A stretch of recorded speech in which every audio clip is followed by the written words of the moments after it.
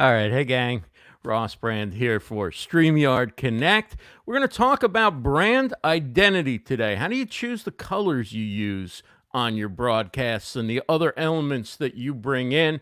We've got Dee Nimmin. If you've ever seen his channel, you've ever seen his streamer templates, you know that he is an awesome creator and very effective in using his branding in order to get his message across and draw attention to the great videos that he creates. So, a good friend of the show. We're happy to have him here, and we'll talk to Dee in just a few minutes. Let's start the show.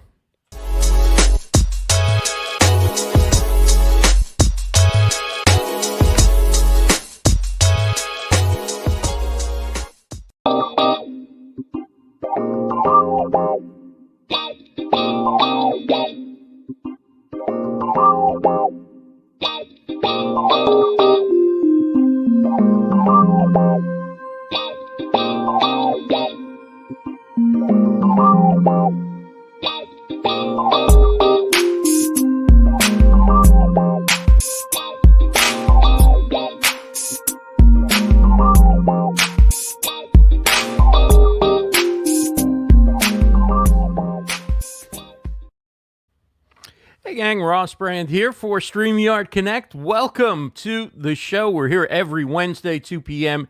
Eastern on the StreamYard YouTube channel and on the StreamYard Facebook page. It's great to have you with us. We're going to talk about brand identity today. We always approach StreamYard as a platform that's easy to use when you get started, that's quick to get your guests on, quick to set up, easy to bring your comments on, super stable, and of course, professional looking, and also a product that you can use with more advanced gear and more advanced tools that combine nicely with StreamYard. For example, I'm bringing my video in through an A10 Mini Pro today. It's a hardware switcher. I'm only using one camera, but I just like the quality of it better than when it comes in through a capture card, and I can use this cool fade to black thing.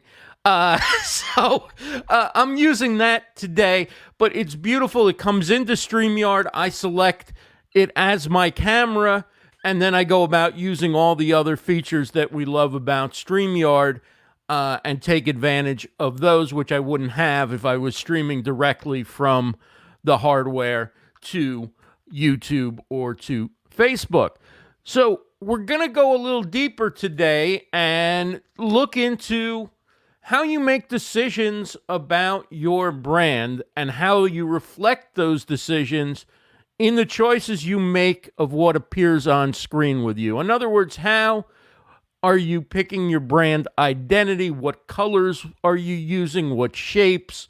What messaging, what logos, what are you trying to accomplish as you brand your broadcasts? We'll get into that.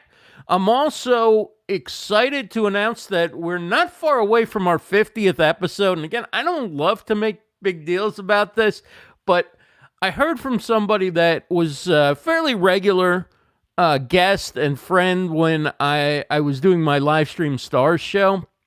And I heard from Leslie Nance, who was Periscoper of the Year finalist and really did one of the great cooking, health-oriented live streams. And she had contacted me the other day and asked about if I would speak to her private coaching group about StreamYard and about gear for live streaming. And of course, I was thrilled to. And I said, you know, I know you don't do a lot of live stream anymore, but how about coming on the 50th episode of StreamYard Connect? And she loves StreamYard and she wanted me to talk about StreamYard. So I'm thrilled to announce in a few weeks we're going to have Leslie Nance on as our guest for the 50th episode. And she's got an amazing story, cancer survivor, that inspired her.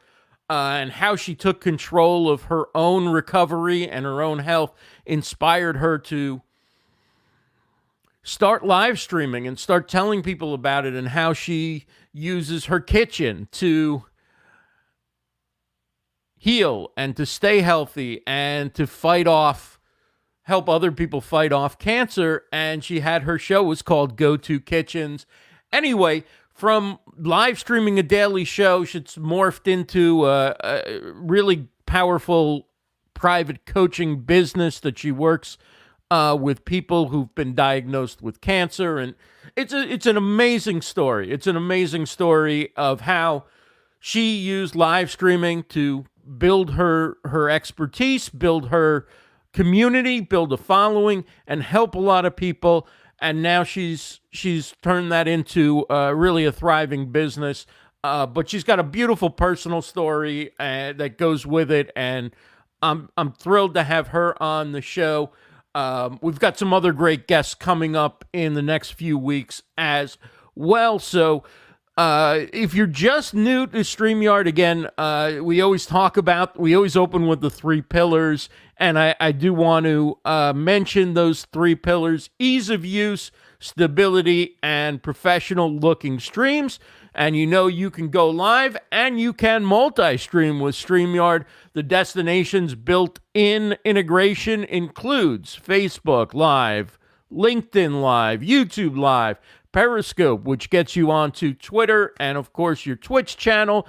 And if that isn't enough, we also offer RTMP, so you can go to any destination that accepts RTMP. I use the RTMP to go live on Amazon Live instead of just going live from my mobile app. I connect StreamYard first, and then I have the ability to screen share and take advantage of all the different features of StreamYard. So if you're not yet using StreamYard, you can go live with StreamYard, livestreamuniverse.com/StreamYard, livestreamuniverse.com/StreamYard.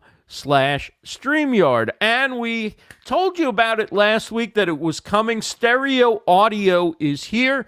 This is a feature that musicians are going to love.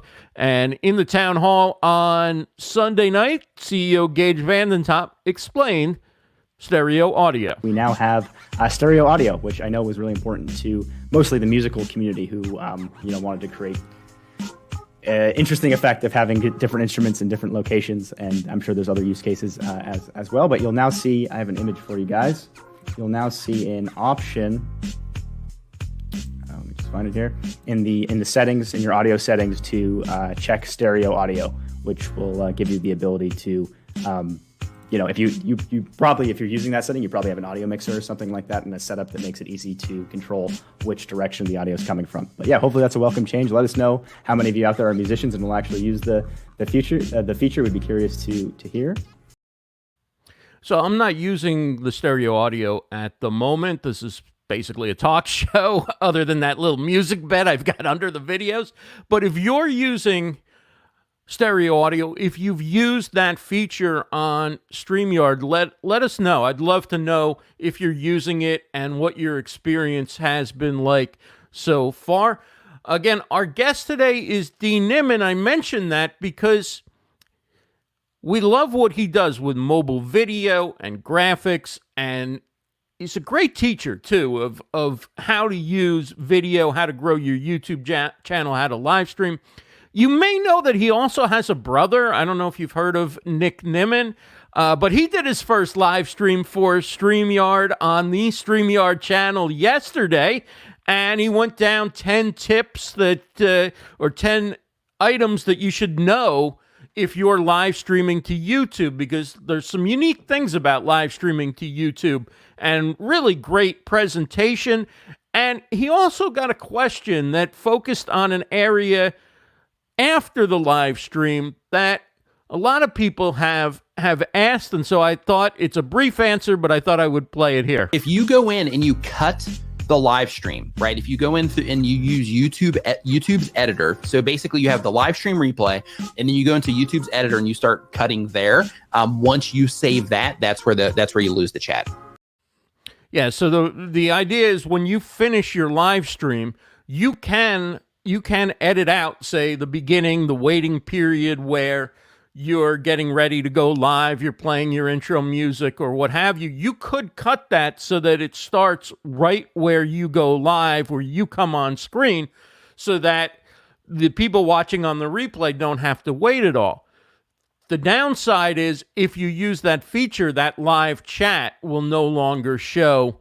The live chat that was available during the show, during the live broadcast, will no longer appear during the replay. So Nick Nimmin's live stream from yesterday is available on the StreamYard YouTube channel, and Nick will be going live the last Tuesday of the month every month. So keep an eye out for those live streams, as well as live streams from all our other creators. And with that, let's get to some industry news real quick. Let's hit a couple of headlines. But before we do that, I want to thank Jesse Guthrie, who offered to work with us before this season started. And each week he is adding little elements and different elements to the look of the broadcast. And we appreciate Jesse's work as we continue to evolve the look and feel of StreamYard Connect.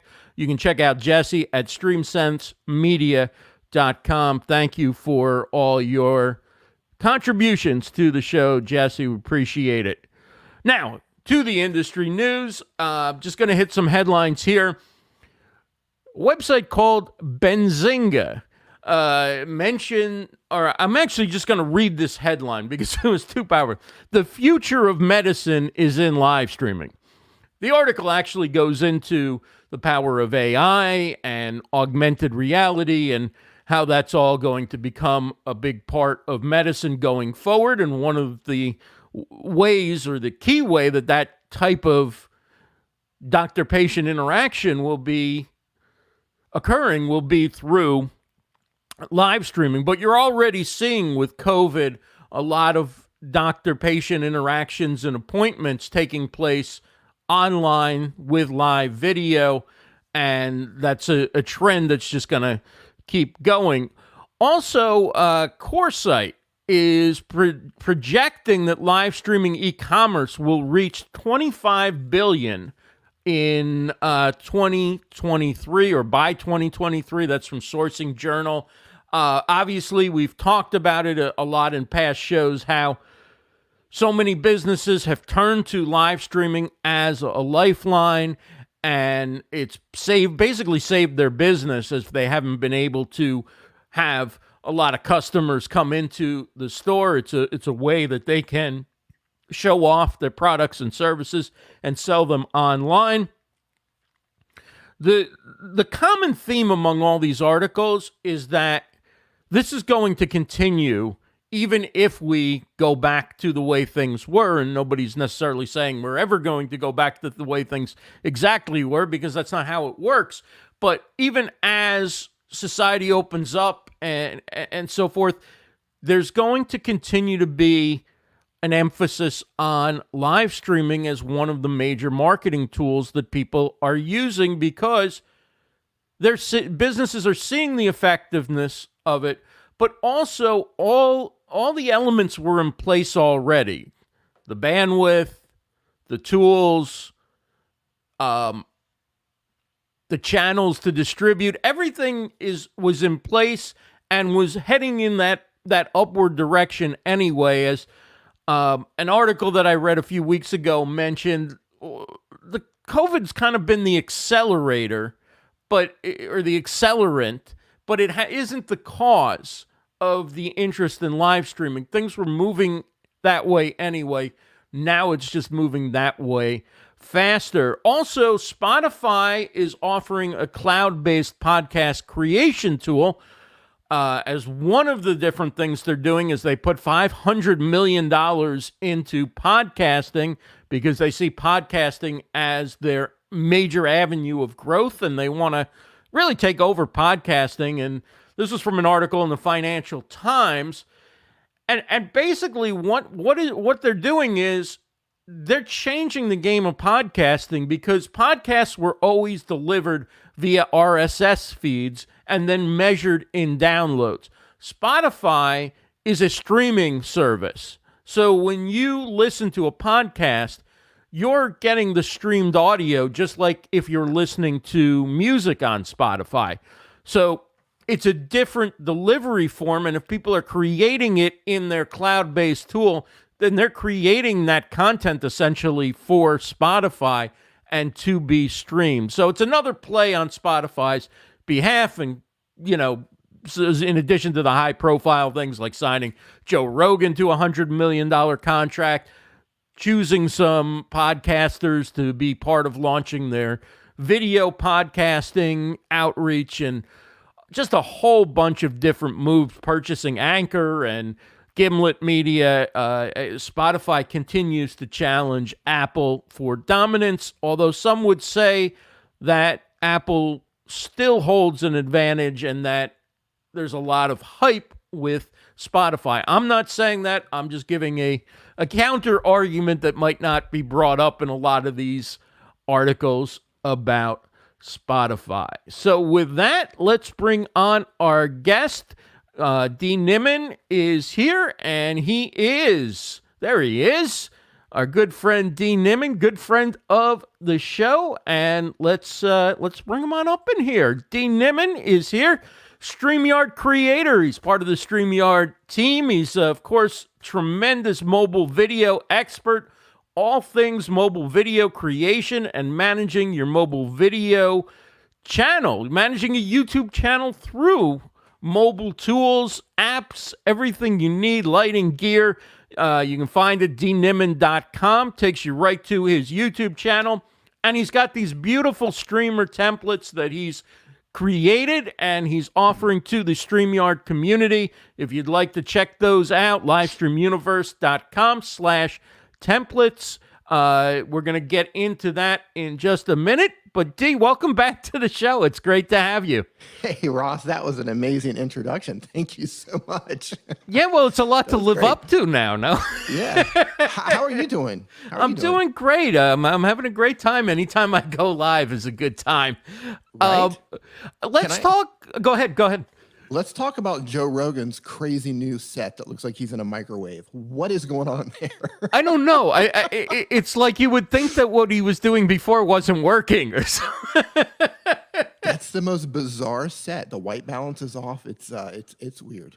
For the amount of money that he got, you would think that he would hire somebody to come in and get his set together.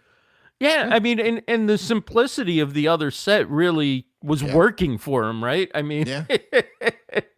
Well, speaking of sets, I love your background. I mean, like, you're well lit, but behind you, you sort of have the feel of it being a little bit dark, and then you've got, I don't know if you've got accent light. Tell us a little bit about what you've got going on there behind you.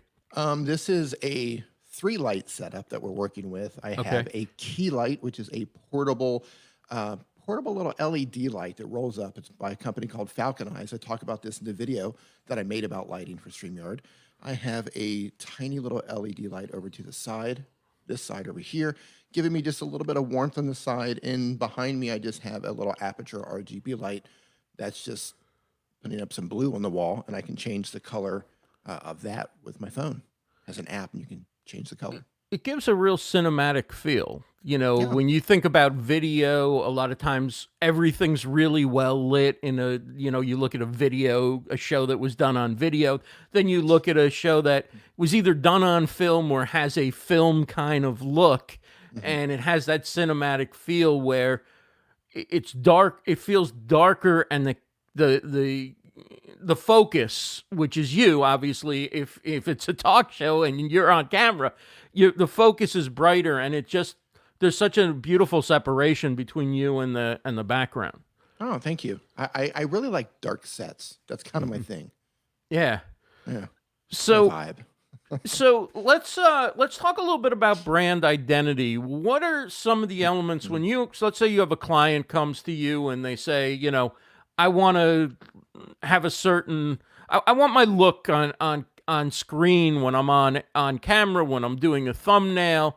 I want this all to look a certain way. What are the elements that you talk to them about so that they can translate their brand or what their ideas are of who they are into a look and feel that kind of matches that? Well, that's exactly what I'm going through right now, because one of the things that we offer on the Streamer Templates website is fully customized templates. So you can have something built completely from scratch that's uniquely yours, right? It's exclusively yours. So when someone orders that, I have a questionnaire that I give them, and I collect things like, I want to know, do you have a logo? What does your logo look like? Does your current brand have fonts that you use? Because fonts are really important. The one thing about fonts, and I see a lot of people making this mistake when they're putting, and let's just focus on live streaming for this. I see a lot of people making their own templates, and you look at the overlays and the backgrounds that they're making, and they've just got lots of different types of fonts. And fonts have different personalities, and they'll mix these fonts up, and it might, if you don't know what you're doing when you're making it, you might think it's okay. Right. But in terms of how you're representing yourself, how you're representing your brand, people are using like cartoon fonts mixed with fonts that are very business-like. So yeah, get your fonts together, because fonts are very important. So I ask them, do you have fonts that you use? I ask them, do you have a color swatch? A color swatch would be 4 or 5 or 6 colors that you're currently using with your brand. You might use them in your LinkedIn header or your Facebook header or your business cards or your brochures or in your marketing, right? You have your color choices. And I ask things as well as like, do you have any illustrations? Do you have any avatars? Do you have, what is your tone? How do you communicate? What is your tone? Right. You want something custom made for you. Is your tone more business-like? Are you an attorney? Or do you have a kids channel? Do you work, you know what I mean? Like, what is the tone? How do you communicate? So those are some things that I ask as well. And I also ask them, do they have any marketing?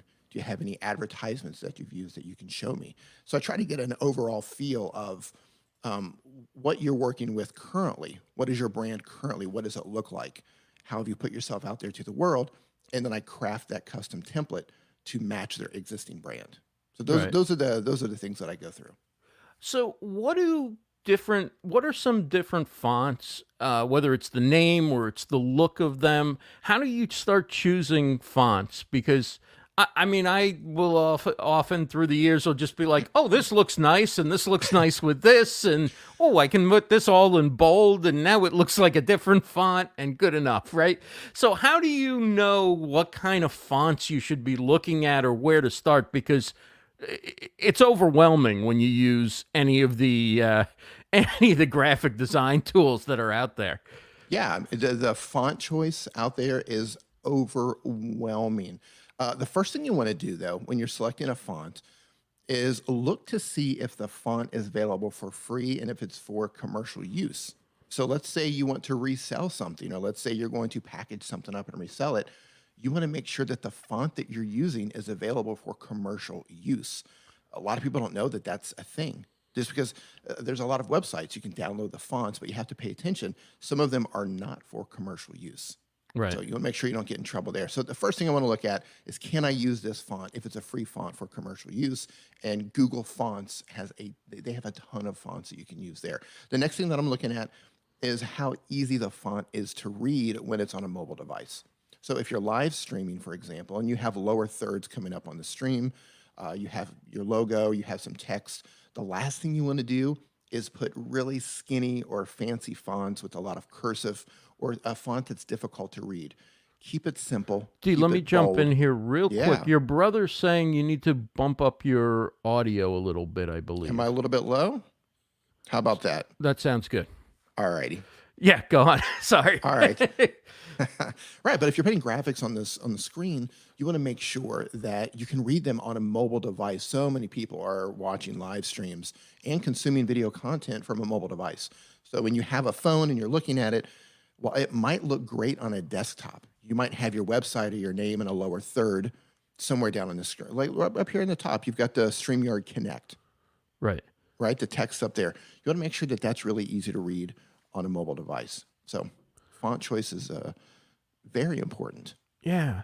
So, and how much text? Because certainly somebody gets one of the templates, right? Mm-hmm. And there's spaces and suggestions, right? You have certain spaces laid out where you can add text, but obviously somebody could add text on their own and choose to put it elsewhere. They do that, yeah. How much text is too much? I mean, I know this depends on a whole wide variety of things, but what is your recommendation if somebody's customizing a template? Do they go ahead and and add a little bit more text if it helps, or should they be very leery of adding more text because it'll maybe throw out of balance what you've created? Oh, we do have places for them to add text on top, on the bottom, lower thirds, under the names for social media handles. I would advise don't make it too wordy. Right. Just like when you're going live or when you're recording video content, you want to trim the fat out of what it is that you're doing. You want to remove the ums, the ahs, the likes, and all the things that can stop you from getting your message across clearly. And the same thing applies when it comes to text, right? As few words as possible, and put them on the template.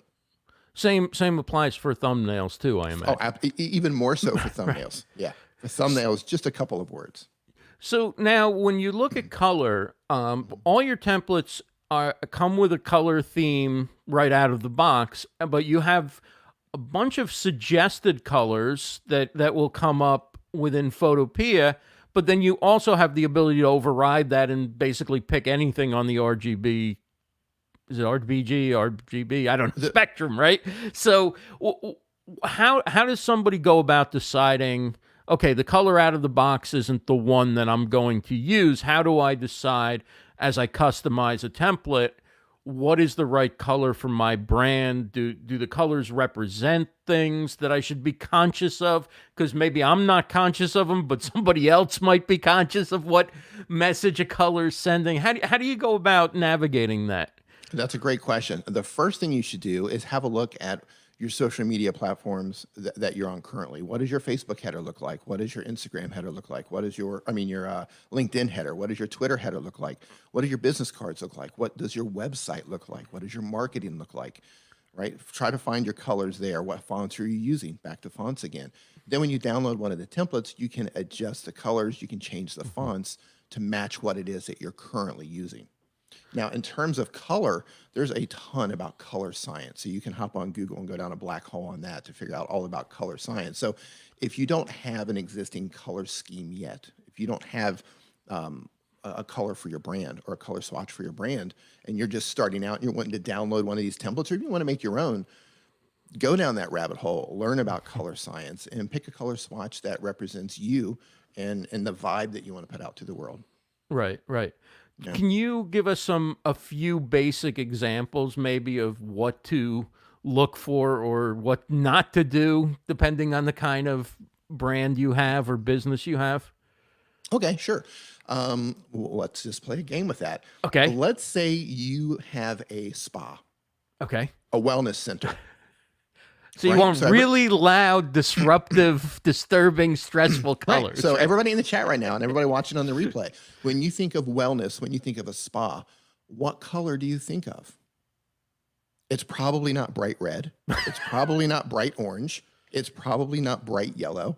It's probably more tranquil colors. It's probably more natural colors like greens and dark blues and maybe even dark browns and beiges and that sort of thing. Right? You go into fast food restaurants, what do you have?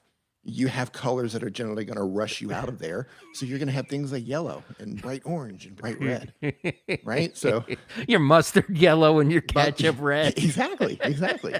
Yeah. Or maybe, because I like to have a darker set, when I go live, I like to use colors that have a darker feel to them. Now, when I used the template on my live stream deals show, I used the Edge, which is a really beautiful design and very flexible. And that's I have the top selling. That's the top selling. Oh wow! So that's the one. And I saw somebody in the chat earlier. I forget who. I wish I had the name on the tip of my tongue, but mentioned using the Edge as well. And you've chosen to put shapes on one side, leading into the host if you're on a two up kind of picture.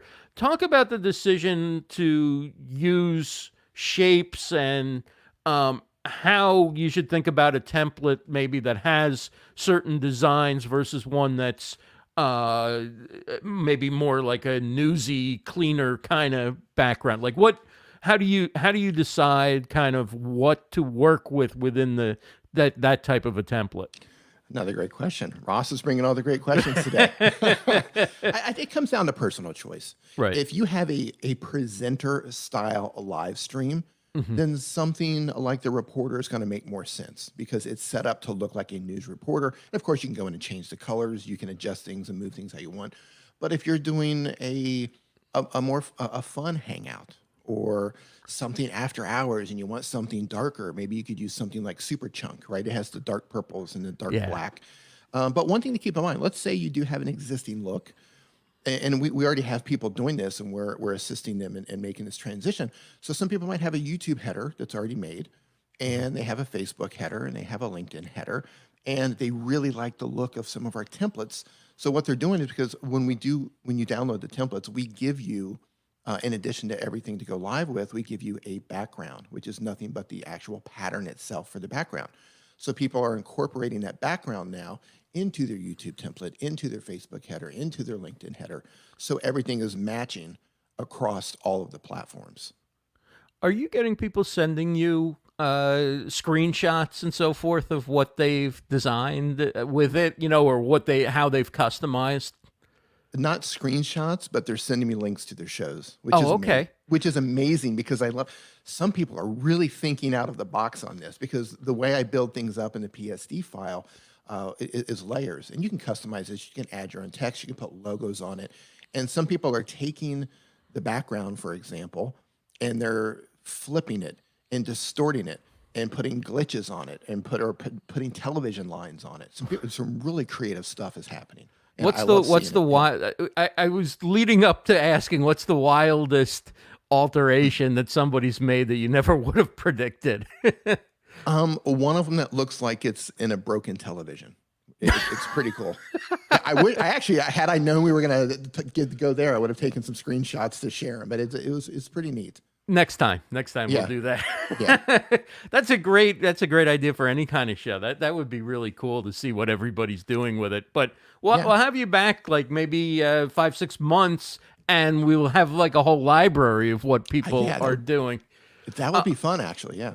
And you can check out the streamer templates that Dee created at livestreamuniverse.com/templates, livestreamuniverse.com/templates. What are some other elements that people should consider as they're going about customizing the look and feel of their broadcast? Certainly within your set, we've talked about that, but in terms of the elements that they're adding to an overlay or a background, what are some other considerations that they should consider, which is what you do with considerations? No, that's another great question. So know why you're going live in the first place, right? If you're going live, and I know let's say you have something to sell, you have a product, right? So color. So let's say you have certain text on your theme. So right now, I'm looking at your theme here that you're using. You have the blue circles, you have the duck up top, and the StreamYard Connect. If you had something that you're really trying to drive attention to, you might have a bold line of text down here in the middle somewhere, and maybe that text is yellow with a dark blue background behind it. And by using a contrasting color, that yellow on top of blue, your eyes are going to drop right down to it. Right. So be careful with color to make sure that you drive eyes to the things that you want to see. It is possible to make your theme too busy, and that can actually take away from the show itself. It can take away from the presenters and the people having the conversation. But if there is something you want to draw attention to, you can use contrasting colors to drive eyes right to it. You can also use shapes, like how you mentioned before with the edge. The shapes kind of pull your eye right to the presenter. Right. Right. So you can use shapes to do that as well. You want to lead the eyes around the screen, and you can do that with shapes and with contrasting color. Great. That's great to know. Let's talk a little bit about thumbnails, because that's such an important element of getting people to watch your content. I mean, that and the title are the two pieces of information that most people see before they click. How closely should the colors and the style of your thumbnail match the look and feel of your broadcast, or can it be totally different because the purpose of that thumbnail isn't to really be the forward step of your brand, but it's to just get that click, and then they can meet your brand inside your video? Where do you kind of fall on that that discussion, so to speak. First of all, it's a creative choice. It's a creative choice. And I will approach thumbnails differently. If it's a thumbnail for a video, I'm going to approach it differently than I would a live stream.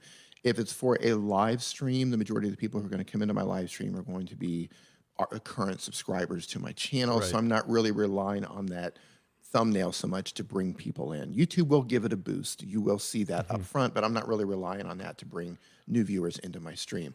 For a video, what I'll usually do is I'll try something that is on point with the brand that I currently have, the look that I have across all of my other thumbnails. But if I use that thumbnail and I go into YouTube Studio and I look at the real-time click-through rate of the thumbnail to tell me how people are responding to the thumbnail, if it's not responding well, I'll start changing colors. I might change the thumbnail up completely so it might not even look like something that I normally have, because at the end of the day, I need people to click on that thumbnail. So anytime you go over to my channel and you say, well, that thumbnail doesn't look quite like the other ones, it's because my original thumbnail didn't perform that well, because topic can make a difference, and so can the type of traffic that you're getting on YouTube. That can change how people react to your thumbnails. Do you think about the playlist that video is going in, and then like some people try and have a certain style or certain colors for each playlist that they're planning to feature on the home page of their channel? And I guess the drawback of that is, depending on what performs well, you should be changing probably what you feature on that homepage over time. So you can't just design for a couple of playlists. But what are your thoughts in terms of any kind of distinctions between playlist or between topic that you cover within your niche? I don't currently do that, but I appreciate channels who do, because I love the aesthetics of it. I love going to someone's homepage and seeing the playlist perfectly, broken down and color coded. But at the end of the day, how are they performing? That's what it comes down to. If you can do that and it can still be a high performing playlist and the videos are high performing videos, absolutely do it. I love the aesthetics of it. It's just not something I've done on my channel yet. Right. Yet. And then is there like 3 words, 5 words? Like, is there a number of words that you should use and no more? Is there a dead stop where, like, if you see more than that, you know that they're not gonna succeed with that video, or it's not that ironclad? I would go with as few of words as possible, because you have to keep in mind, people are scrolling. And these days, most people are looking on a mobile device. So they're scrolling, and you have milliseconds to get their attention with the thumbnail and for them to understand what's going on. So I would use as few words as possible. And this is, again, contrasting colors. So you can use specific keywords within your text and add color to them. Nick's thumbnail over on your channel, on the StreamYard channel, is a fantastic example of that. Not too many words, and he used, I believe, yellow to add an accent to draw attention to specific words. Great use of that.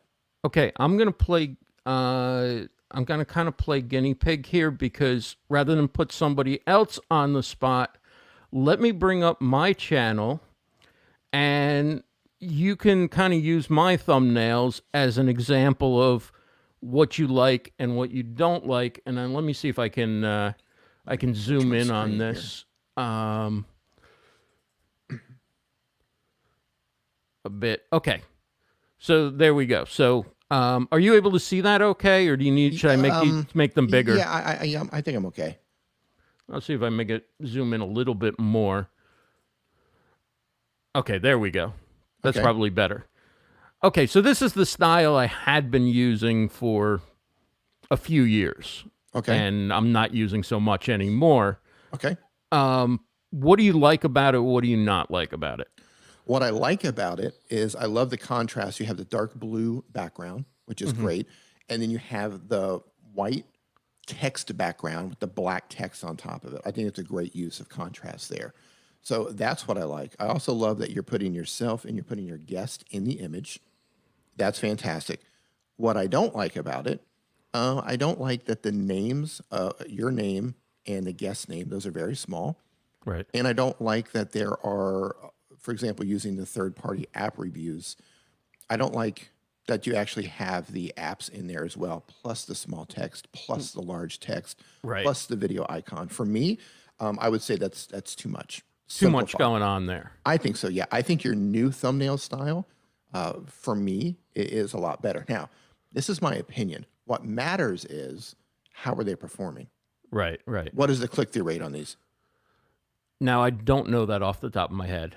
But you see where your eyes go here. But right? the You have your- StreamYard videos have always, and then it's because of the topic probably more, it's because people love StreamYard, but those videos Yes. have always been really high performers. Yes. So the question then becomes, if you tweaked your thumbnail, could their performance be even better? Right? That's the question. Instead of having 22,000 views, what if it was a better thumbnail and you could get 50,000 views? That's the thing we always wrestle with as YouTubers. Right, right. Now, this is the style that I've used for StreamYard Connect since we started using, having StreamYard Connect on the StreamYard YouTube channel, and I needed a thumbnail for it. Yes. I like that a lot better. My eyes go straight to the center, podcast for profit, live video cameras. I think that looks fantastic. I love that you're putting yourself in there. You've got your guest cut out. StreamYard Connect looks great at the top. However, the small text under StreamYard Connect, I don't know what it says. And I would probably remove the social media icons above the guest's head. Okay. So, And I might even enlarge the guest name as well down at the bottom a little bit. oh, okay. But again, I'm looking at this on a condensed screen. Right, right. But keep in mind, people are looking at this on their phone as well. So I would have to look at it. But I think this is helpful to people who are considering. So here's one with you and your brother. That guy, the other yeah, guy. that other Nimmin. Yeah, we're like thing 1 and thing 2 from Dr. Seuss. Now I'm wondering if your names aren't big enough on there, or the text there isn't big enough. I don't know if you like this style or don't like the style. What you would recommend on these? What I would probably do, because the topic is how to grow on YouTube, I would have removed your logo or made it really small, and I would put grow on YouTube really big. Like that would be my anchor text, grow on YouTube.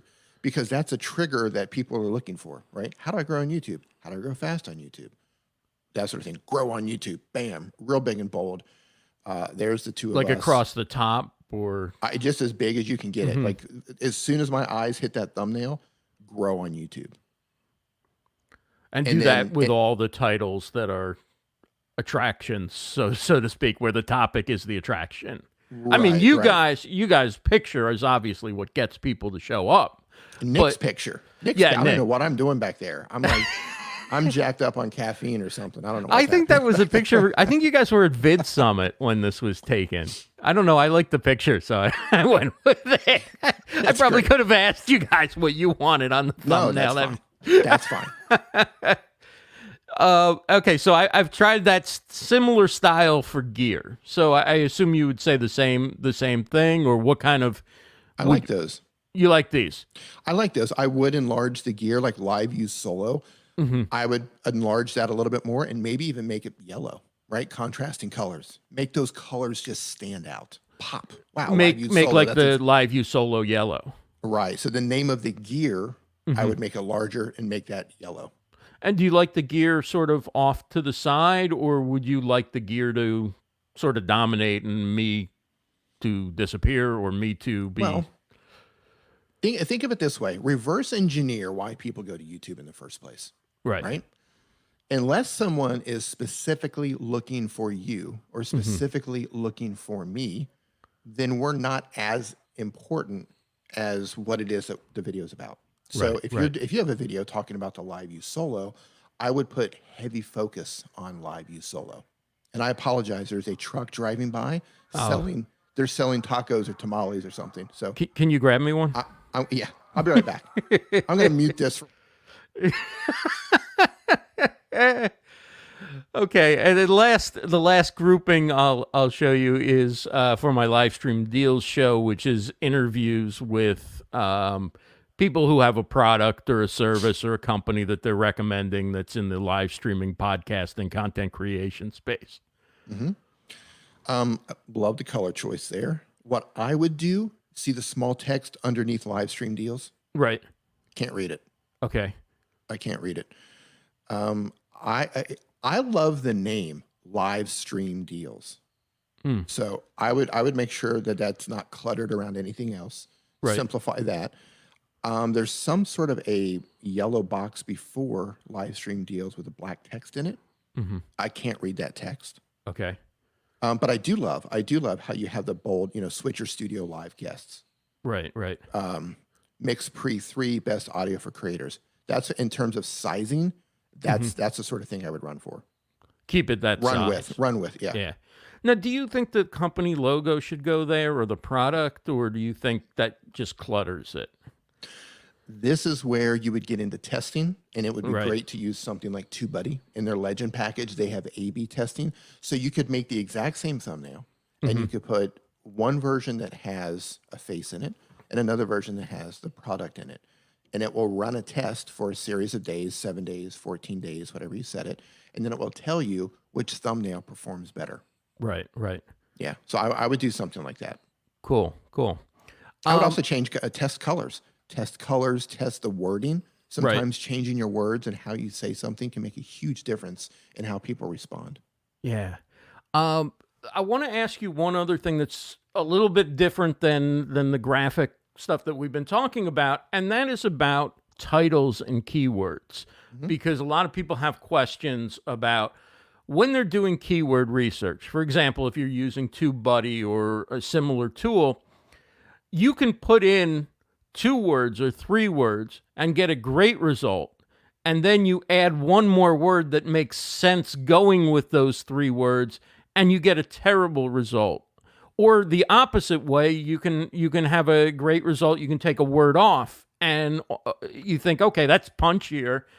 How does YouTube identify which are the 3 words that you meant to be the target within the longer phrase? And should you be aware of that 4th word that lowers your score, or it's just telling you that that 3 word is magic, and the rest of it you can fill in any way you want to fill it?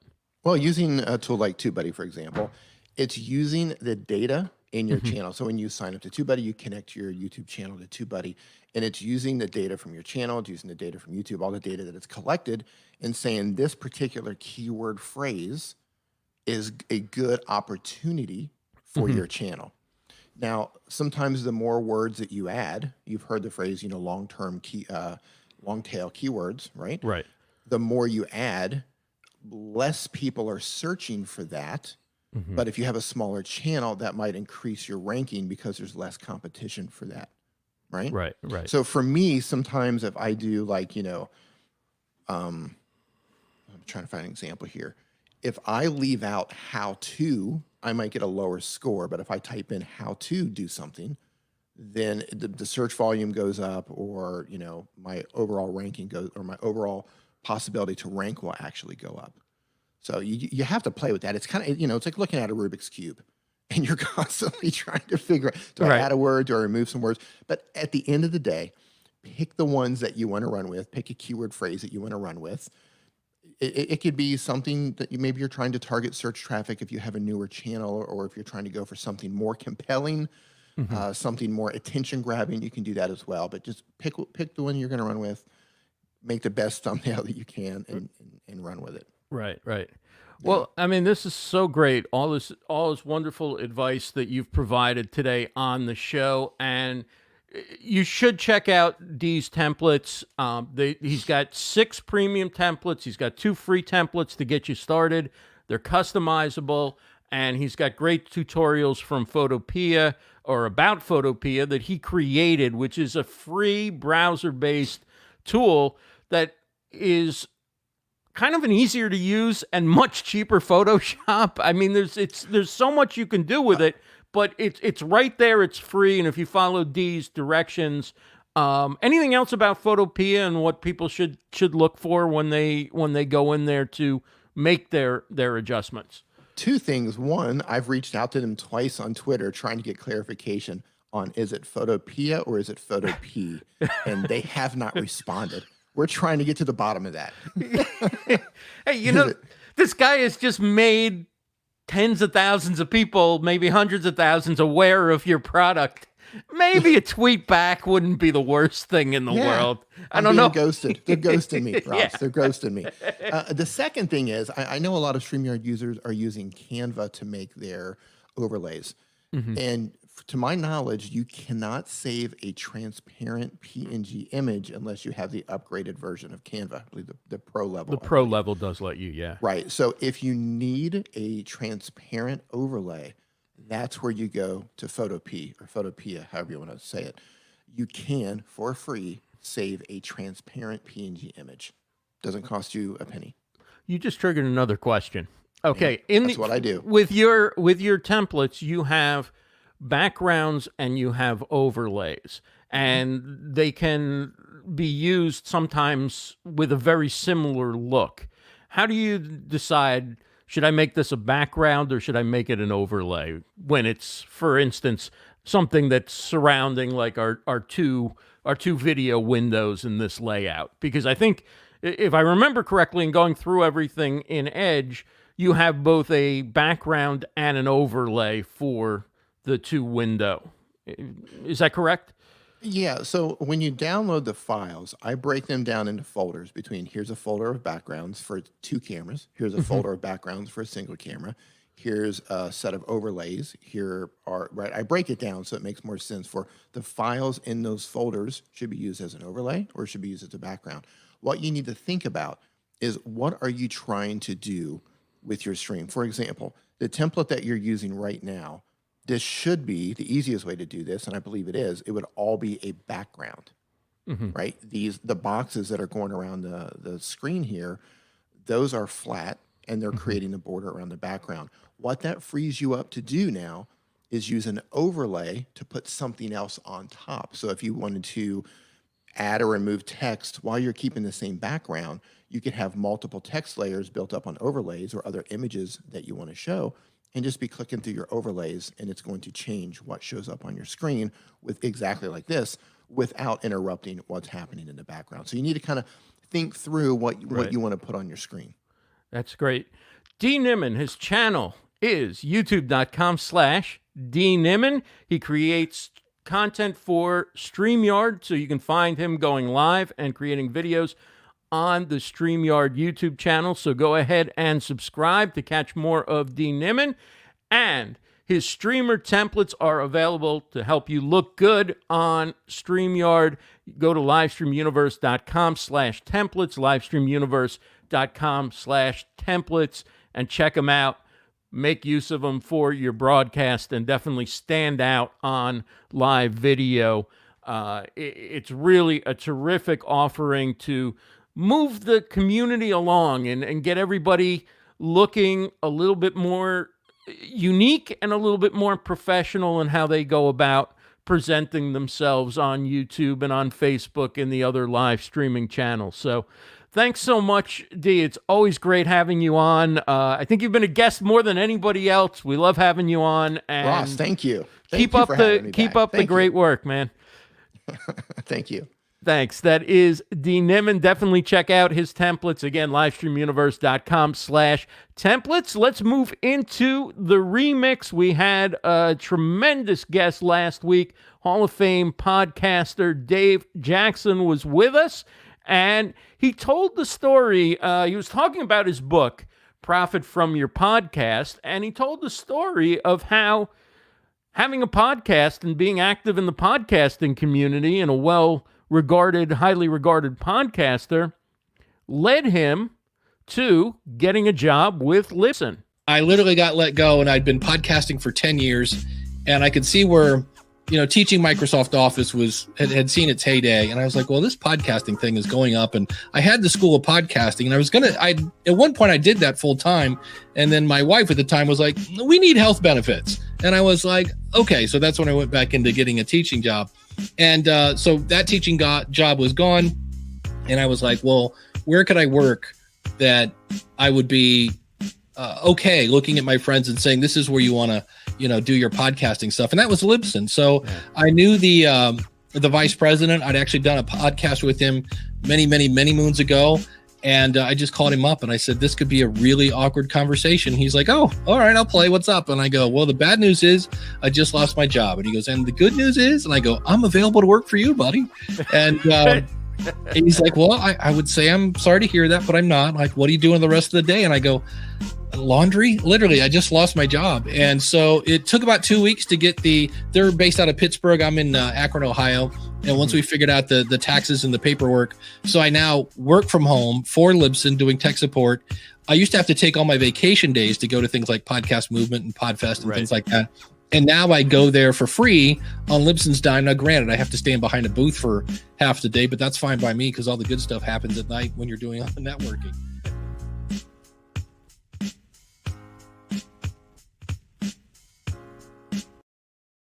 Yeah, so catch the full show on the StreamYard YouTube channel.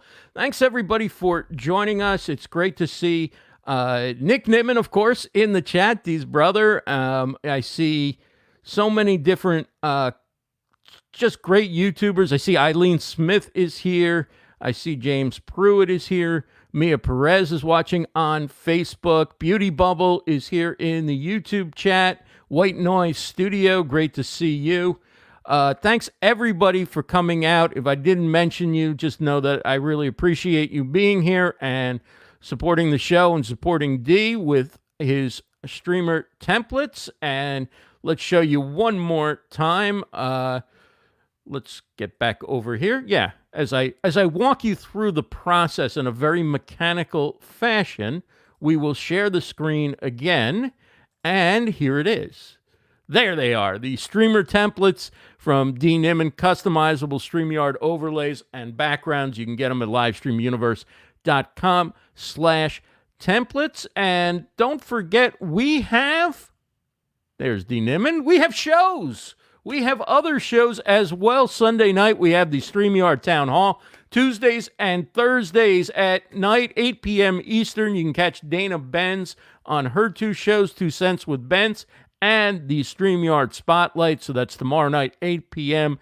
Eastern is the next one. Again, Sunday night is the Town Hall, 9 p.m. Eastern. Gage and Dan, the co-founders, take your questions about StreamYard. A lot of times they have announcements of new features and other news relating to StreamYard that they roll out. And of course, as we mentioned earlier, Nick Nimmin will be going live on the last Tuesday of every month. So look for that on the StreamYard channel. And don't forget to come back and join us next week, Wednesday, 2 p.m. Eastern. We're going to be talking about remote producing a live stream. Maybe that's something you want to do in your business. Maybe it's something you do yourself for your own broadcasts or for somebody else's broadcasts, or maybe you're working with a producer. We're going to talk to somebody who does that professionally and get his insights into how you can be a really effective producer and how you can effectively work with producers as your broadcast team grows. So join us again next week for StreamYard Connect. In the meanwhile, thank you to Dean Nimmin. Great having you here. And check out his streamer templates at livestreamuniverse.com/templates. Take care, everybody, and have a great afternoon.